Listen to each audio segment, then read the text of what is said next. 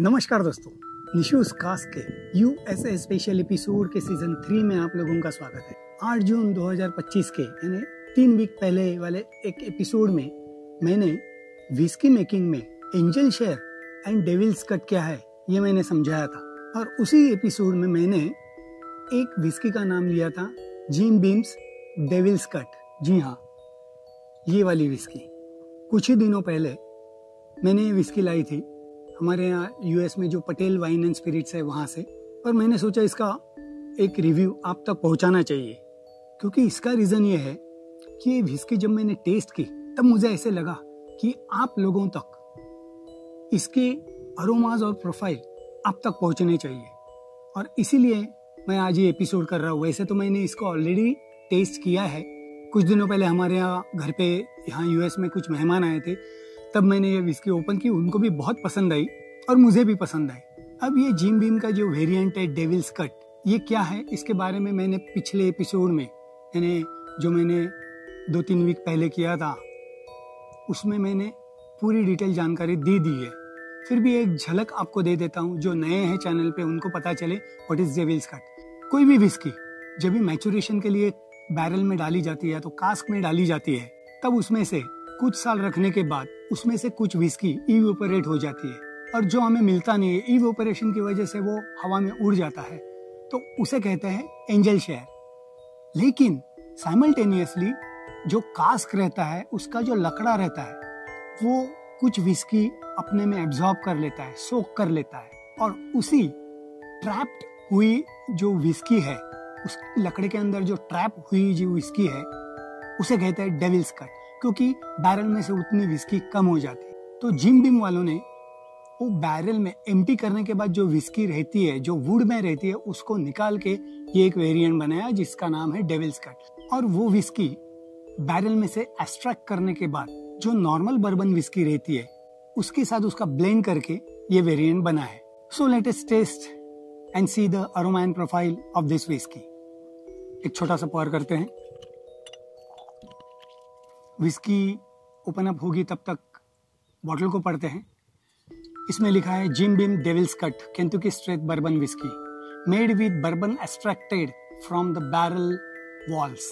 Barrel के जो wall रहते हैं उसमें से निकाली हुई विस्की है। यह है 45% alcohol, that is 90 proof, and 750 ml की बॉटल है। ये यूएस में मुझे मिली $25। It's a good cost. $25 में अगर 45% ABV वाली विस्की मिलती है, दैट इज गुड। इसके ऊपर जो लिखा है वो मैं पढ़ लेता हूँ ताकि हम लोग तुरंत रिव्यू स्टार्ट कर सकें। Legacy, while bourbon ages and the angel share evaporates, some also remains trapped inside the barrel. This is the devil's cut. We extract this dark and intense liquid from the charred white oak barrel walls and blend it with extra aged bourbon। जो मैंने कहा, इसमें जो bourbon इन्होंने use की है वो almost 4 से 6 साल पुरानी है, और उसके साथ ब्लेंड करके इन्होंने ये वेरिएंट बनाया है। तो लेट्स टेस्ट इट। यहाँ पे भी लिखा है इन्होंने genuine Beam bourbon extra age whisky. Let's see the colour, good amber colour. Let's nose it, क्या प्रोफाइल मिलता है देखते हैं। ये विस्की एक्चुअली 2011 में यूएस में लॉन्च हुई, 2012 में यूके में लॉन्च हुई, और अपने यहाँ ऑल ओवर वर्ल्ड बाद में 2014 में रिलीज हुई है। वैसे ये पुरानी विस्की है, लेकिन अपने यहाँ तक मुझे पता है बहुत कम लोगों ने ऐसी विस्की को टेस्ट किया होगा, क्योंकि हमारे यहाँ हम सब लोग इंडिया में नॉर्मली अटके हुए रहते हैं, that is in the Scotch. कुछ गिनी चुनी स्कॉच विस्कीज है जिसमें हम लोग अटके हैं, और ये एक खास बात मैं कहना चाहता हूँ कि आप लोग भी कुछ अलग विस्की ट्राई करें। इसीलिए ये मेरी कोशिश है कि बर्बन विस्कीज वैसे भी हमारे यहाँ थोड़ी बहुत कम हो रही है रेट वाइज, तो उसे ट्राई करो। Let's nose it and let's see the aroma क्या मिलते हैं। वुडी, चार्ड ओक बैरल सही में एक्सट्रैक्टेड है। चार्ड ओक बैरल का जो अरोमा रहता है वो मुझे इसमें मिल रहा है। स्वीट अरोमा है, 45% अल्कोहल होने के बावजूद भी जरा भी नोज पे अल्कोहल का पंच नहीं है। वैनिला और कैरेमल के नोट्स मुझे मिल रहे हैं।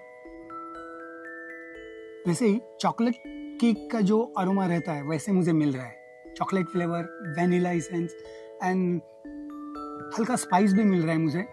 देखते हैं क्या स्पाइस पैलेट पे आते हैं। Cheers guys, cheers.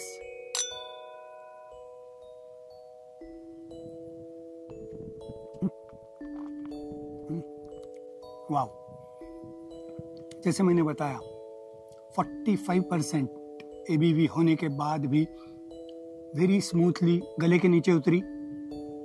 और मेन मुझे जो फ्लेवर आया that is rich and intense wood, oak wood, साथ में chocolate and caramel. Sweet whisky है, पैलेट पे बहुत अच्छी लग रही है, पीने को मजा आ रहा है।